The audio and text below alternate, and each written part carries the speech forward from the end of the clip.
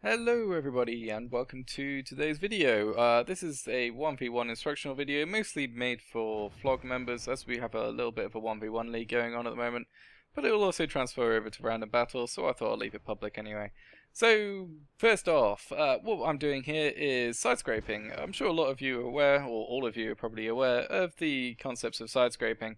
Basically you have a tank with some high value-ish side armor, or you just try and get an auto bounce angle. Auto bounce is obviously a shell. If it hits you and you're higher than a 70-degree angle, it will bounce off.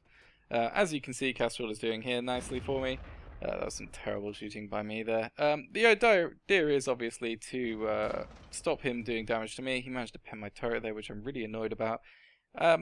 While we can do damage back to him. So he has to take snapshots or shots that don't do anything, and we get to fully aim. Not that I'm doing anything with these shots, because he's doing the same back to me. Wiggling back and forward stops him being able to hit his cupola, and that's just what you want to do really. It's the basics of efficient trading. So right now he's trying to get me to shoot his upper plate, which I don't think I can even pen even when it was angled as badly as it can. But now I can. So he's poking in and out of the corner. I get to fully aim and he has to take a snapshot. That's basically all it is when it comes to efficient trading and fighting on corners like this. You want to be fully aimed and you want them to take snapshots so they have, well, less chance of doing anything to you. Now, I'm going to go charge him and Castrol's going to do the same.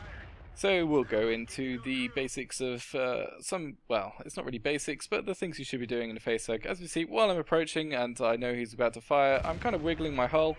Makes it a bit harder for him to hit me and increases the chance that he'll accidentally hit my side at a crazy angle.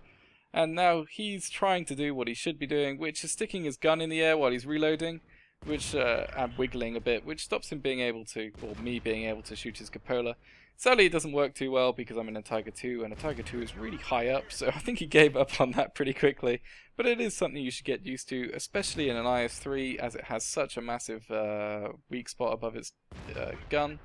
A couple of other pointers while I clean up Castrol here. When you do drive forwards towards them while you're in a facehug, try and drive at an angle if you're in a tank like the Tiger 2 so that you keep your front plate at an angle and your lower plate at an angle as well. Also increases the chance of them hitting your side and bouncing off there. And, well, now Castrol's dead, let's move on to the next point. So this is just basically the rule of overmatch, which surprising amount of people aren't always aware of. Basically, the rule goes, if the caliber of your gun exceeds 3 times the amount of the armor you're shooting, it ignores the, well, it doesn't ignore the angle of the armor, but you can pen through it most of the time. As you can see here, I'm shooting at the engine deck of this WZ. Castrol again, just being generous to hand himself to me here. And, well, unlike the top of his turret, like that, I can pen straight through it. And, as I said, it's the reason is top of his engine deck, and actually just generally the top of almost every tank in the game is very thin. So if you can get a tank that's higher, or you're shooting down onto someone, it's always a pretty good idea to, instead of aiming for a cupola like that and missing, well, you'll see here in a second anyway, there's a lot of places where you can do it, like just above there. So yeah, there's another rule you need to be aware of, which is the overmatch rule. It creates a lot of weak spots that aren't usually there on tanks. So now on to keeping up pressure. So you see me here in my little IS-7 versus the T125.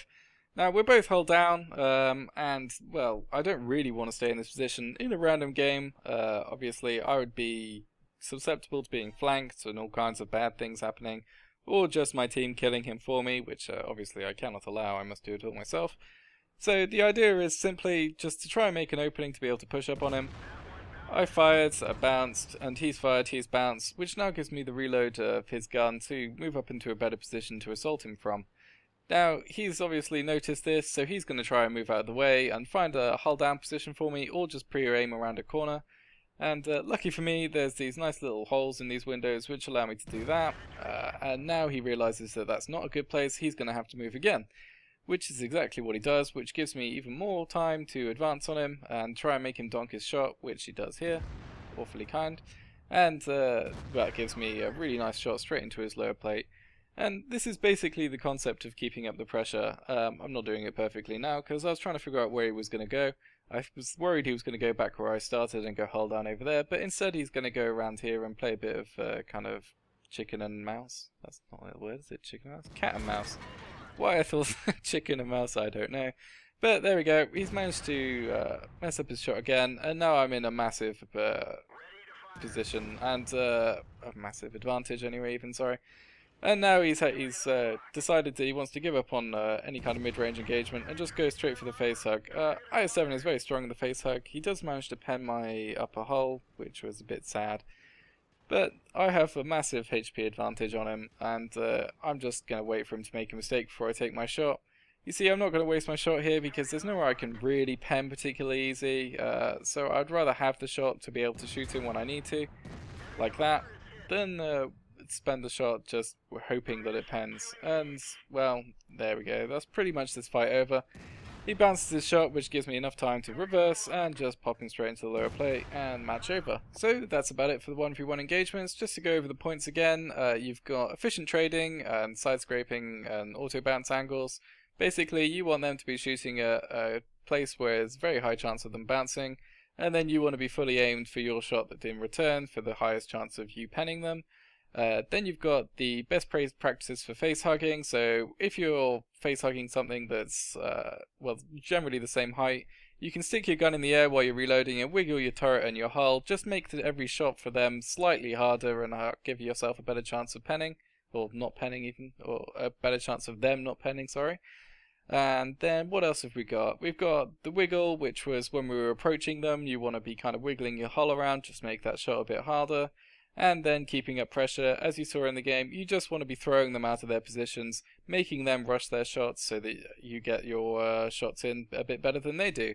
And yep, that's about it. So thanks again for watching, and I will see you all next time.